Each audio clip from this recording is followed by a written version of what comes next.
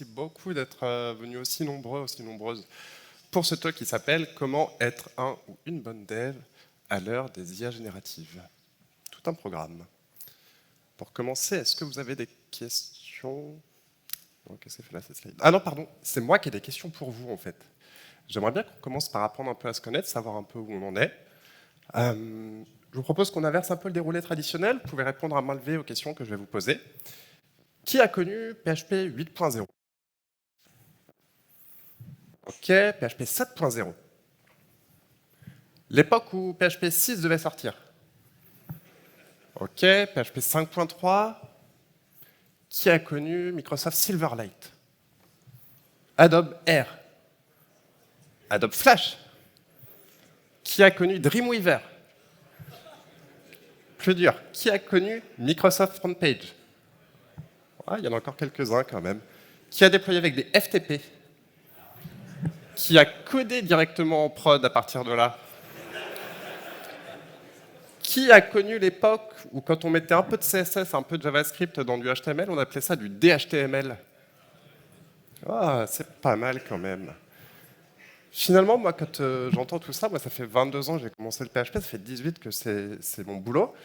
Il y a énormément de choses qui ont changé. Oui. J'ai cité pas mal de techno avec lesquels j'ai pu jouer, j'ai pu m'amuser, qui étaient super déployés et qui, aujourd'hui, n'existent pratiquement plus. Voilà, pour des bonnes ou des mauvaises raisons. Et ça, moi, ça me rappelle une chose, c'est que dans nos métiers, la seule constante, c'est le changement. Pour les prochaines questions, je vais passer parmi vous. Et si vous êtes OK, je proposerai à quelques-uns de répondre directement à ces questions. Déjà, pour commencer, qui a essayé des LLM pour écrire du code? Merci, d'accord. Qui utilise au quotidien un agent IA pour écrire du code? OK. Pardon. Tiens, ma France. Est-ce que tu es d'accord pour répondre à quelques questions? Est-ce que tu peux te lever, s'il te plaît? Est-ce que tu peux nous donner ton prénom et combien de temps tu fais ce métier? Bonjour, Je l'ai pris au hasard, évidemment. je m'appelle François. Je fais ce métier depuis 1997. Très bien. Et aujourd'hui, quand tu utilises l'IA pour rédiger du code, est-ce que tu as l'impression que ça fait de toi un meilleur dev, un moins bon dev? Comment ça change ta pratique? En quelques mots. Ça fait de moi un super dev. Je ne sais pas s'il est meilleur, mais il va plus vite, il va plus loin, il va plus fort. Ça fait aussi de moi quelqu'un dont le cerveau grille plus facilement. Hyper intéressant. Ça marche, je te remercie. Quelqu'un d'autre qui utilise les agents IA au quotidien? Allez, par ici. Est-ce que tu peux te lever, s'il te plaît, nous donner ton prénom et nous dire depuis combien de temps tu fais ce métier? Oussama, ça fait 10 ans que je fais ce métier. J'utilise souvent un agent IA pour augmenter la productivité et faciliter la tâche d'explication de la documentation. Au lieu d'aller chercher, tu demandes à l'IA, tu as déjà la réponse rapide et efficace, quoi. Ok, super, je te remercie. Quelqu'un d'autre peut-être qui a envie de répondre à la même question? Allez. Est-ce que tu peux te lever, s'il te plaît? Et puis pareil, même exercice. Bonjour, je m'appelle Kevin et du coup, oui, j'utilise l'IA assez régulièrement et notamment, alors, quand j'ai des gros problèmes algorithmiques, ça peut arriver, il aide bien, et aussi pour à la fin de ma PR, analyser, regarder s'il y a des problèmes de perf, comment je pourrais améliorer mon compte, refactorer, etc. Donc pour la review, finalement, mais que tu t'appliques toi-même avant. Ouais, ok, c'est ça. super intéressant, très bien. Et, hop, je te remercie. Pour la prochaine question, l'inverse. Qui a essayé mais qui a arrêté? Est-ce qu'il y en a qui, parmi vous, n'utilisent pas les agents pour faire du code ou qui n'ont jamais essayé ou qui ont décidé d'arrêter parce que ça ne leur allait pas? Alors, vas-y. Est-ce que tu peux te lever, s'il te plaît? Attends, je ne sais pas s'il est allumé. On m'entend pas? Ah, ça y est. Ah, c'est mieux. Navarre, j'ai perdu ma voix, donc je vais faire au mieux. Moi, j'ai essayé l'IA, et le problème que j'ai, c'est que vu que c'est des statistiques, la plupart du temps, il fait pas ce que je veux. Parce que notamment, l'exemple que je prends souvent, et c'est pas, j'ai même pas fait la fête hier soir. C'est ça le pire. Mais par exemple, l'exemple que je prends souvent, c'est que en base de données, moi, il me demande toujours de faire du cascade des lettres. Et chez nous, moi, je bosse dans une boîte où on est 200 développeurs. Pour nous, c'est interdit pour le coup. Et Donc, dans en le fait, cœur du t'arrives pas à framework, faire en il a sorte du qu'il mal. respecte tes pratiques, quoi, c'est ça? Ouais, c'est ça. Après, certains me diront qu'on peut lui apprendre, etc. Mais c'est vrai que, bon, je donne cet exemple-là. Moi, je fais du Laravel et le cœur de Laravel, il a beaucoup de mal. Il connaît pas très bien, donc ça me pose plus de soucis. Ça ne veut pas dire que je l'utilise pas, parce qu'on utilise, quelqu'un parlait de les merge requests, on l'utilise nous aussi. On utilise CodeRabbit, qui est très bien, un bel outil, qui est américain malheureusement, mais qui permet de faire de l'IA générative dans les merge requests, donc une fois que tu as fini ton schéma de pensée, je Ok. pense. Super, je te remercie. Une dernière personne qui n'utiliserait pas les agents, juste pour savoir, qui déteste ça éventuellement, parce qu'on a des gens qui aiment bien, des gens qui aiment moyen. Donc si tu détestes, ça m'arrange. Je t'incite. Après, tu dis ce que tu veux. Est-ce que tu peux te lever, s'il te plaît, puis nous donner ton prénom et puis combien de temps Donc tu je fais ce métier? m'appelle Simon, je suis développeur depuis 17 ans, pardon. Ouais, j'ai essayé d'utiliser un petit peu l'IA. Alors j'ai pas beaucoup creusé, mais en fait, à chaque fois que j'essaye, ça me fait perdre plus de temps que ça m'en fait gagner. Donc pour l'instant, j'ai du mal à voir l'intérêt. Ok. Je pense qu'en fait, il faudrait passer tellement de temps à fine-tuner le truc pour qu'il fasse ce que je veux, que finalement, en fait, j'ai pas ce temps à investir pour que ça me fasse vraiment gagner du temps. Ok. Mais je pense qu'il faut que j'apprenne. Ça marche. Merci beaucoup. Merci. On peut applaudir les personnes pour accepter de répondre, parce que c'est pas évident. C'est super sympa de votre part d'avoir accepté de répondre à ces quelques questions. Alors, vous vous êtes présenté, je vais me plier à l'exercice aussi. Je m'appelle Xavier Le, donc ça fait 18 ans que je fais du PHP, je vous l'ai dit. Avant d'être tout seul dans la boîte que j'ai fondée, où je construis Futur des outils d'analytics, rien que ça, j'étais responsable de dizaines de recrutements, j'ai fait passer des centaines d'entretiens, j'étais responsable, j'encadrais pas mal de gens, j'ai fait du management transverse, j'ai fait du management direct, du management indirect, on devait savoir qui avait le mieux progressé sur une année, ça se traduit dans des augmentations, parfois qui ne convenait pas dans un contexte, à qui on devait demander de partir. Et du coup, pour répondre à la question sur comment rester un ou une bonne dev à l'heure des IA génératives, il fallait que je vous propose évidemment une définition de ce que c'est un ou une bonne dev aujourd'hui. Je n'ai pas trouvé de définition qui soit assez concise et qui fasse consensus, alors moi je vais vous proposer ma définition. C'est un peu celle que je me suis forgée au fur et à mesure des années. Elle peut être sujette à débat, mais en tout cas c'est comme ça aujourd'hui que je vois les choses. Une bonne développeuse, c'est produire efficacement une application à partir d'un besoin métier en apportant sa vision technique, gérant la complexité intrinsèque, évitant la complexité artificielle et s'adaptant au contexte. Waouh! On va décomposer un peu tout ça, si vous le voulez bien. Bon, une bonne développeuse, c'est produire efficacement une application. Jusque-là, il n'y a pas de piège. Le mot-clé important ici, ce n'est pas tellement application, d'accord, dans laquelle j'englobe évidemment tout ce qui va être une application lourde, une application web, une bibliothèque, une librairie, peu importe comment vous appelez ça. Le mot important ici, ça va être efficacement. Souvent, ça va être ça qui va nous aider à différencier quelqu'un qui va être bon, quelqu'un qui va être très bon. Ça va être aussi la capacité où il va être capable de produire son application en consommant peu de ressources. À partir d'un besoin métier, évidemment, on est là pour travailler pour le business. On est là pour avoir de l'impact.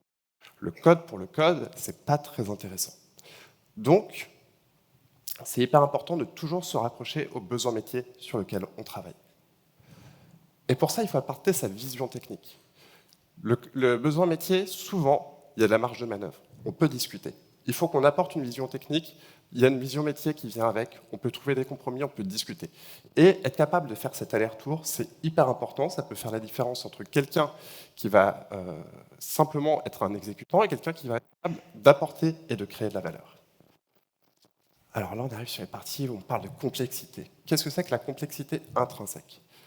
La complexité intrinsèque, pour moi, c'est celle qui arrive des besoins métiers. D'accord ? Vous devez être capable de gérer tous les cas de vos besoins métiers. Si demain, vous travaillez à Redev, le site des impôts, vous ne pouvez pas décider de gérer que la moitié des niches fiscales. Vous devez tout gérer. C'est de la complexité qui est intrinsèque, qui est liée à votre métier. Vous devez être capable de la gérer et de la gérer correctement. Et par contre, vous devez pouvoir éviter la complexité artificielle. La complexité artificielle, pour moi, c'est celle qui vient de nous, qui vient des devs. C'est-à-dire, si on a un exemple tout simple, si on n'a pas besoin de mettre en place une architecture microservice et qu'un monolithe peut suffire, en fait, c'est ça qu'il faut faire. Parce qu'un microservice, une architecture microservice, ça peut être ultra pertinent, tout comme ça peut être complètement overkill. Et ça, c'est notre métier, notre boulot de dev, d'être capable de tracer la ligne, de dire là c'est pertinent, là c'est too much, ou là c'est au contraire pas assez, il faut aller plus loin. Et s'adaptant au contexte. Le contexte, c'est la clé. Est-ce qu'il y a une équipe dans laquelle travaille cette personne? Alors, il faut que cette personne soit capable de travailler en équipe. Est-ce qu'il est tout seul? Eh bien, il faut qu'il soit capable d'être très autonome et très polyvalent.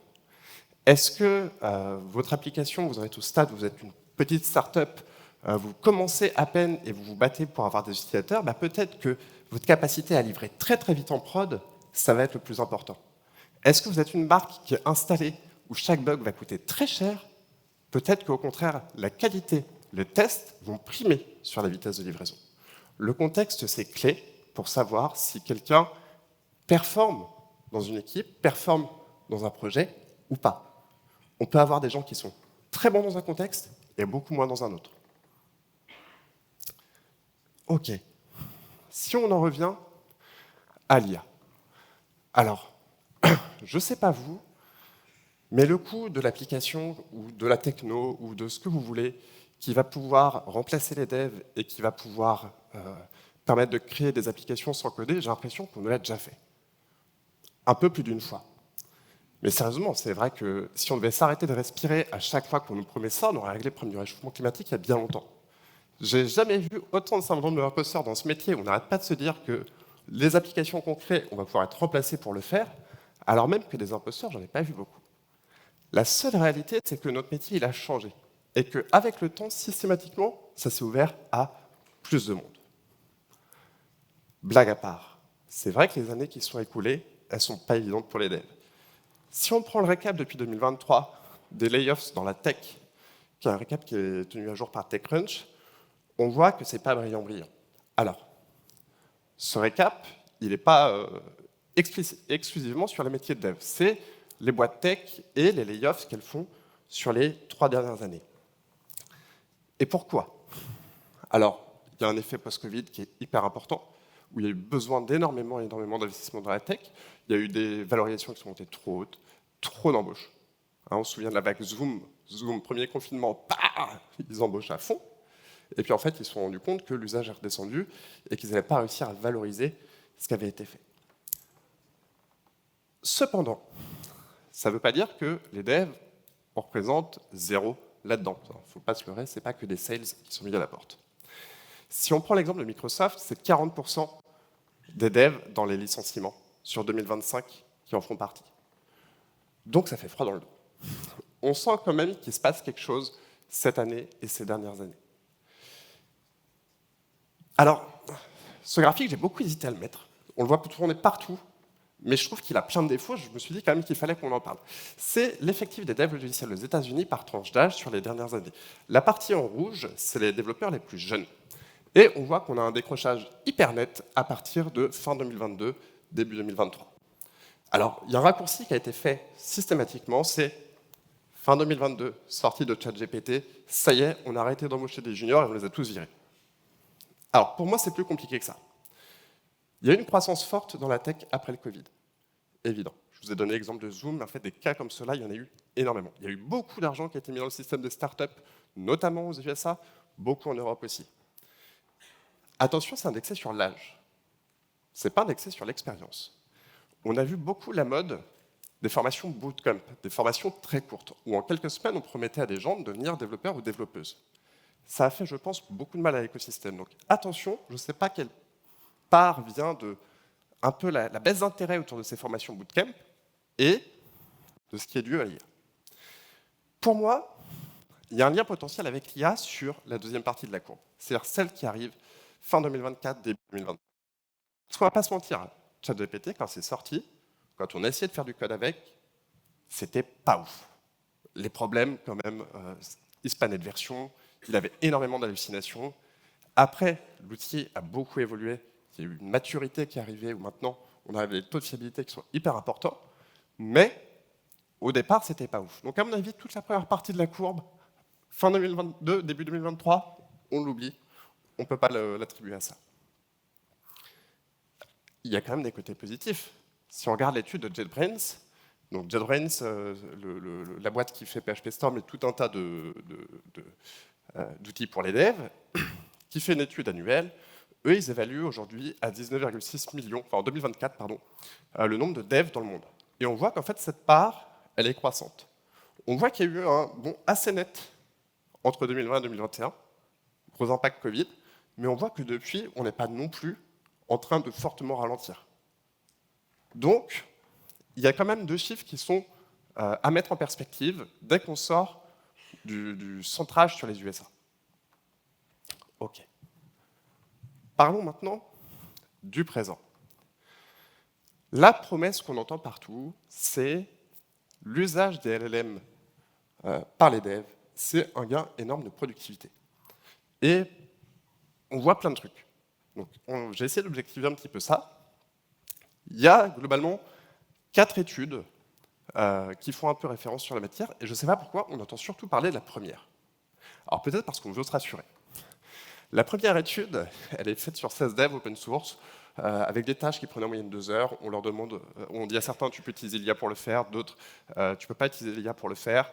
Et globalement, ce qu'on a vu, c'est que ceux qui utilisaient l'IA étaient un peu plus longs que ceux qui ne l'utilisaient pas. Et là, ça y est, tout le monde a titré, en fait, c'est du fake, l'usage des LLM pour le dev, c'est nul, les devs seniors perdent du temps. Bon, pour moi, c'est clairement à mettre en balance avec les études les plus importantes, et notamment la dernière.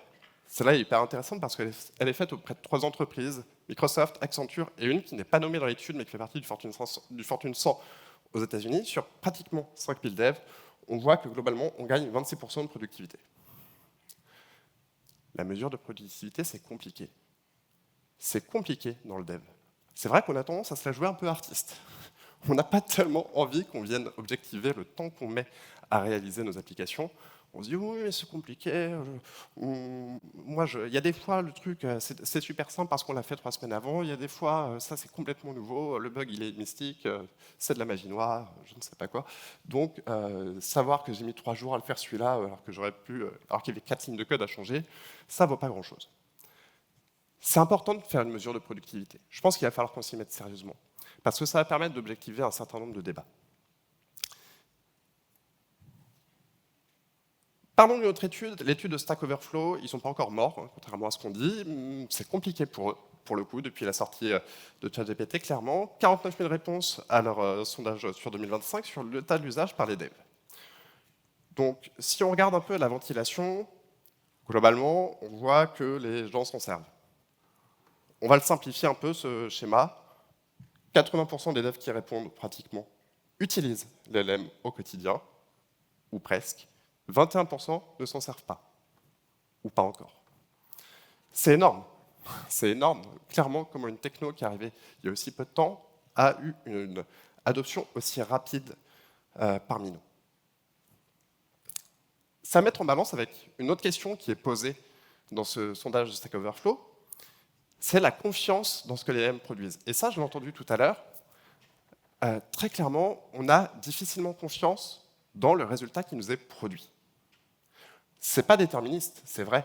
Je ne sais pas si vous étiez à la conf juste avant d'Edouard Courty sur les serveurs MCP. Les LLM ne sont pas déterministes, c'est la statistique. Et parfois, si les planètes ne sont pas alignées, je ne vais pas faire semblant de comprendre comment ça se passe à l'intérieur, c'est trop compliqué pour moi, mais si les planètes ne sont pas alignées, il va complètement spanner. Bon. Donc, il y a une part de méfiance qui est hyper importante. Alors ça, c'est hyper intéressant. Je pourrais mettre en balance toutes ces informations-là. On l'utilise énormément. On voit qu'on est plus productif. Par contre, on s'en méfie comme de la peste. OK. Bon. On est un peu... c'est pas toujours évident dans notre tête, je pense. J'essaie d'objectiver ça. J'ai discuté avec des CTO, des head-off. Et par exemple, on a Grégoire, qui est CTO de Dotworld. Il a une équipe de 24 devs. Lui, ce qu'il nous a dit, alors, vous voyez, là, on va retomber sur les mesures imparfaites de productivité. On n'arrive pas à mesurer la productivité, on essaie de la mesurer un peu comme on peut à partir du nombre de déploiements, par exemple. C'est un des facteurs qu'on arrive à objectiver pour savoir si, globalement, on met plus ou moins de trucs en ligne. Ça ne veut pas dire qu'on met les bons trucs en ligne, mais ça veut dire qu'on met plus de trucs en ligne. Bon. Depuis qu'ils utilisent Claude, ils sont passés de 4 à 14 déploiements, donc pratiquement x3. Ce que Grégoire me dit, c'est, globalement, je pense que la productivité, elle a doublé. Donc, vous voyez, on passe du x3 sur le déploiement à la productivité qui a doublé. Et hyper intéressant, les PM n'arrivent plus à fournir assez vite. Je ne sais pas si vous avez déjà vu des cas où les PM sont à poil et n'arrivent pas à vous trouver des choses à mettre en ligne sur vos applications. Sérieusement. On passe d'une machine où, globalement, partout, on dit que la tech est à la bourre, à le produit n'arrive plus à fournir. Il y a peut-être d'autres problèmes, mais c'est hyper intéressant. Il y a un autre truc que Grégoire m'a dit, c'est qu'ils avaient branché beaucoup aussi les retours, les reviews, avec Claude directement dans GitHub. Et paradoxalement, le fait de faire ça, déjà, ça a augmenté la qualité des pull requests. Il faut croire que même si le robot est poli, c'est pas hyper agréable de se faire reprendre par un robot sur son code en public. Et c'est intéressant comme effet. Je sais que je vais avoir une review qui va être, on va dire, laser. Je fais hyper attention à ce que je vais mettre dans ma pull request. Deuxième cas, on a Jimmy Bertrand, il est head of chez Eldo, il y a 15 devs dans ses équipes. Alors eux, ils ont mis de l'IA partout. Ils utilisent Lovable sur la partie produit pour pouvoir maqueter et avoir de la maquette fonctionnelle hyper rapidement. Donc en gros, c'est un ChatGPT qui va vous produire le résultat visuel avec aussi des composants React ou ce genre de choses derrière, que vous allez pouvoir copier-coller derrière dans votre application. Et oui, il déploie 3 fois plus. 3 fois plus, 17% de bugs en moins. Hyper intéressant. Grégoire nous a dit, je ne vais pas préciser, c'est à bug constant, moins de 8% de bugs. Hyper intéressant. Et surtout, l'usage de l'IA, ça leur a apporté un truc qui n'était pas possible avant, c'est qu'ils ont sorti un MVP en à peine 10 jours, codé full vibe coding. Il y a Nano Banana qui est sorti, le modèle qui permet de faire des images. Ils ont vibe codé un truc autour de ça.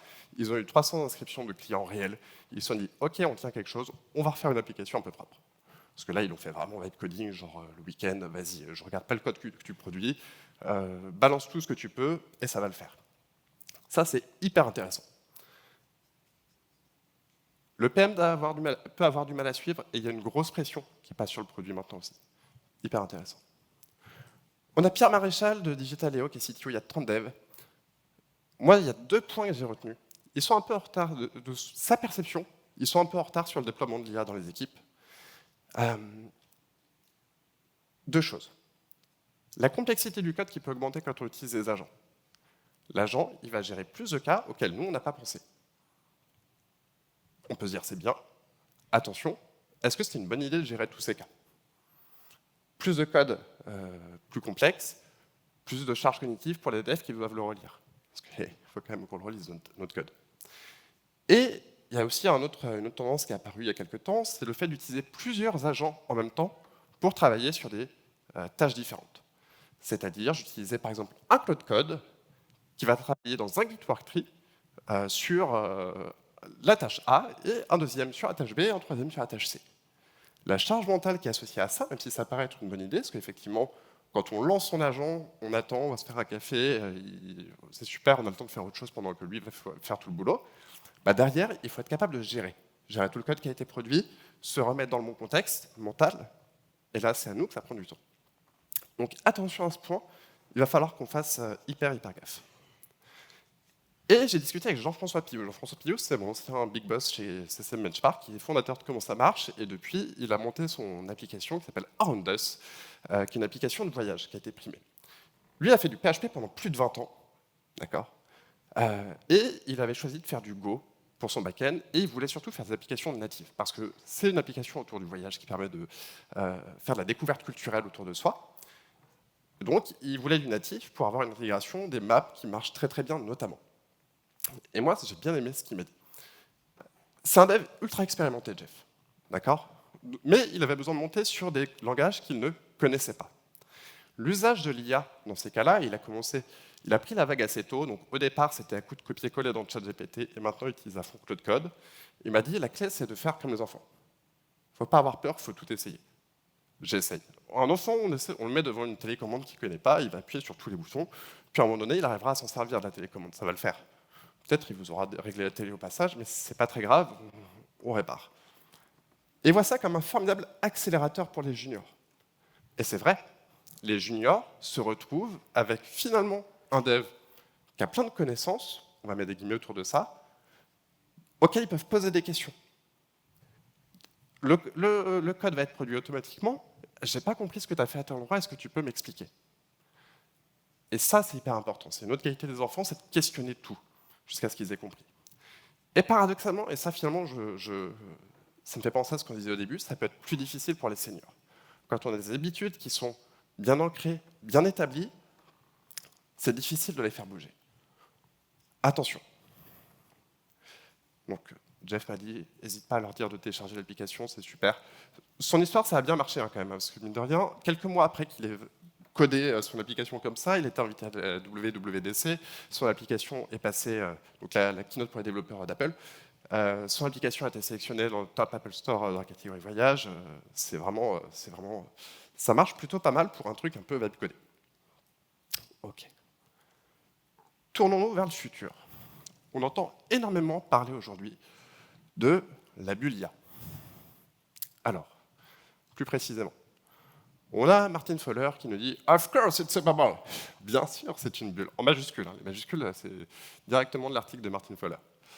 On a la Deutsche Bank qui nous dit « Les dépenses dans le secteur de l'IA sont paraboliques ». C'est un terme poli pour dire déconnecté de toute réalité économique. Et du coup, ils évaluent à 7,4 sur 10 les chances qu'il y ait une bulle sur les valeurs tech US. Sur, on va s'arrêter 2 secondes. Ça nous explique, donc ça passe dans futurism.com. Ils ont fait une petite étude. Il y a beaucoup d'investissements dans les data centers qui sont annoncés en ce moment pour pouvoir faire du compute, énormément pour ChatGPT, Anthropic, etc.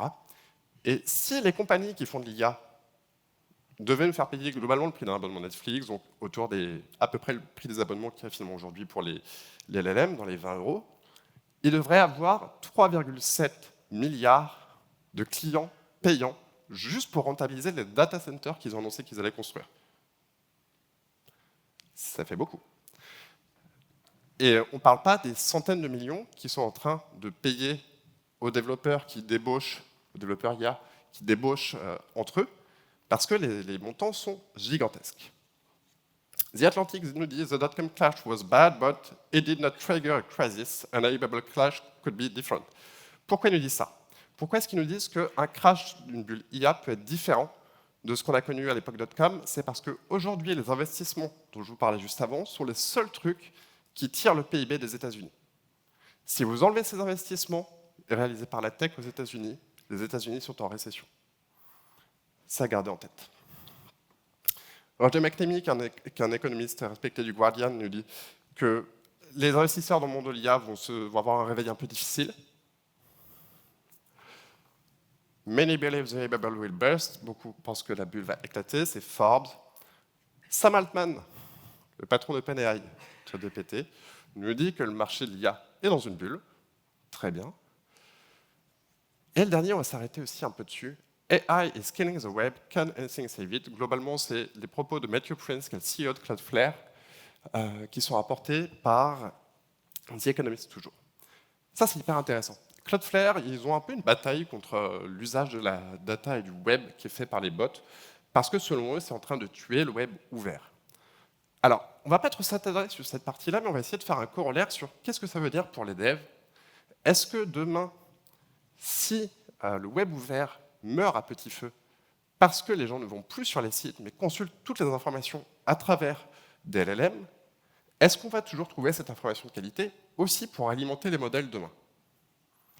Et donc, est-ce que les modèles LLM vont pouvoir continuer d'affiner leur capacité en code si on se limite vraiment à notre pur exemple? On va laisser de côté tous les secteurs qui sont en crise à cause de ça. Ça, c'est une question. Enfin, là, il y a plein de questions, il y a plein de choses. Moi, je n'ai pas de réponse. Je suis désolé, je ne sais pas faire le bruit d'une bulle qui éclate, donc je le fais comme ça. On verra, c'est le futur. Dans tout ça, et nous alors? Et je vais accélérer un peu. Mais globalement, si on prend le récap des méthodes de projet qui existent depuis l'invention, on va dire un peu la formalisation des méthodes de projet dans les années 70, tout ce qu'on a vu, c'est qu'on a cherché à chaque fois, d'une manière ou d'une autre, à raccourcir les délais, à rapprocher la tech, on n'appelait pas ça le produit, mais des besoins métiers. Et c'est intéressant parce que tout ça, ça s'est à chaque fois corrélé avec des évolutions dans les langages. On a eu des langages plus haut niveau, davantage d'industrialisation, des frameworks qui ont permis aussi de raccourcir un certain nombre de délais. Donc, plus la tech est rapide, moins on a besoin de préparer très en avance des specs très précises, puisque ça devient plus intéressant de passer 6 mois à faire des specs quand il y en a pour 2 semaines à faire du code, alors qu'avant, on en avait pour 2 ans. Vous voyez, il y a un ratio qui bouge énormément. Donc là, on est en train de raccourcir encore ces délais. Donc la question, c'est qu'est-ce qu'on va pouvoir venir mettre dans cette partie-là? Est-ce qu'on va avoir une forme de NLP engineering? On ne sait pas comment on va l'appeler. Est-ce que ça va être, vous pouvez l'appeler comme vous voulez, du vibe coding, vibe engineering, peu importe. Mais en tout cas, est-ce que là, on n'est pas en train de redéfinir les standards à la fois sur notre manière de produire du code, mais aussi, on va devoir bouger sur notre manière de gérer les projets. On l'a dit, le produit est sous pression.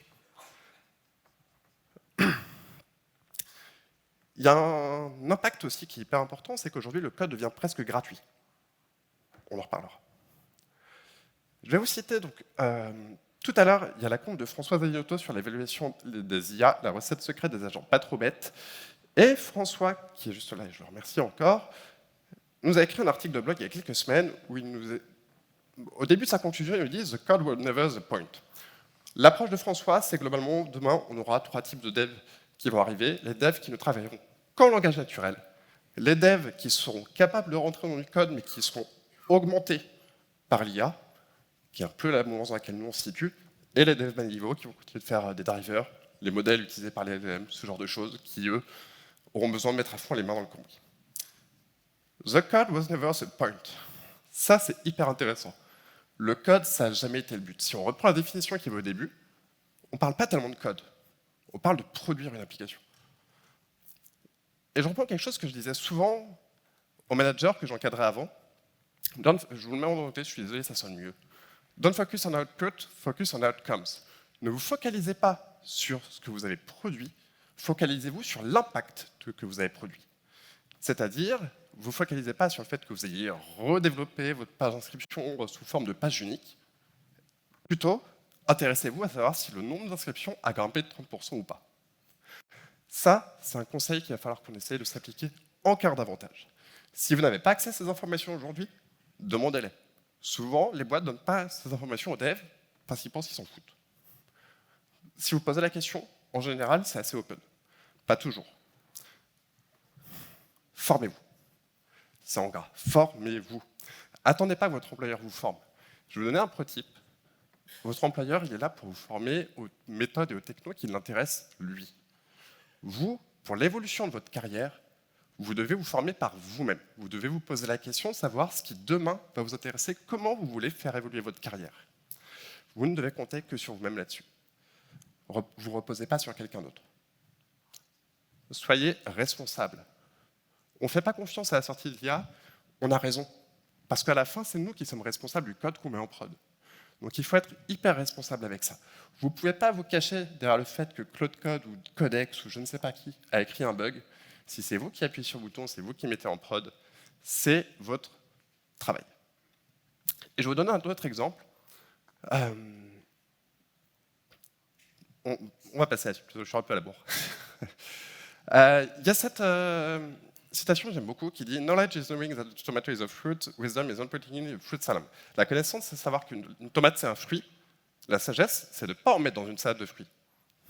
D'accord? Globalement, la partie knowledge, c'est intéressant parce que les LLM, ils peuvent vous aider à l'avoir. Ils n'ont pas réellement des connaissances, mais on peut schématiser ça comme ça.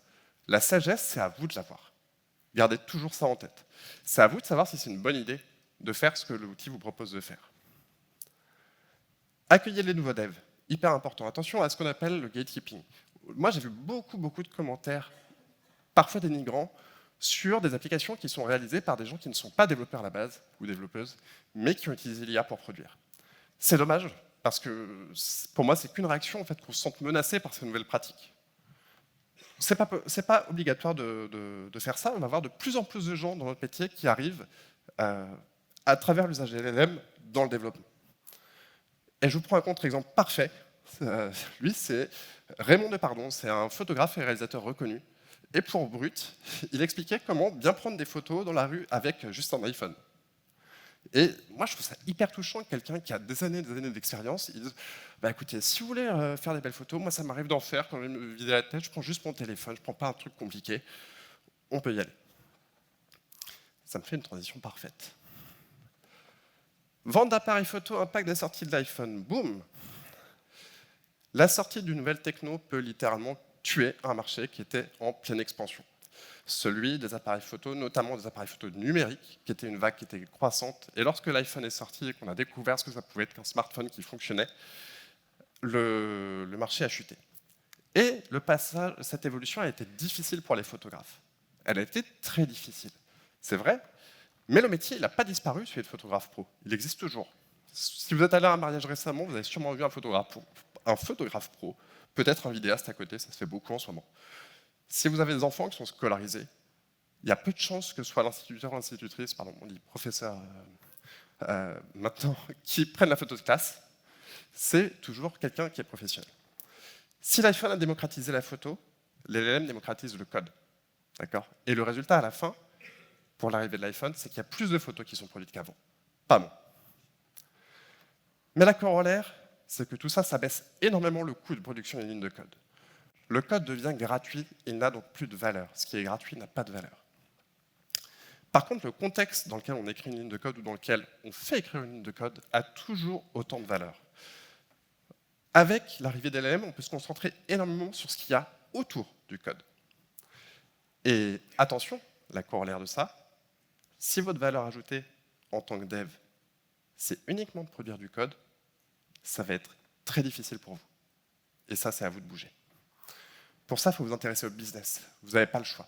Si vous êtes le genre de dev qui ne s'intéresse pas au métier de l'entreprise, qui refuse de participer aux réunions, qui ne veut pas faire valoir ses visions techniques, et tout ce qui l'intéresse, c'est la montée de version du framework ou le fait de refaire telle partie-là avec choisissez le pattern qui vous intéresse, ça va être super dur.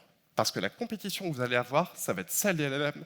Il va falloir être 100 fois meilleur qu'eux pour que votre salaire soit rentable. Ça risque d'être difficile d'être en compétition avec ce genre de choses. C'est un jeu que vous n'ignorez probablement pas. Les frontières avec le business sont de plus en plus fines.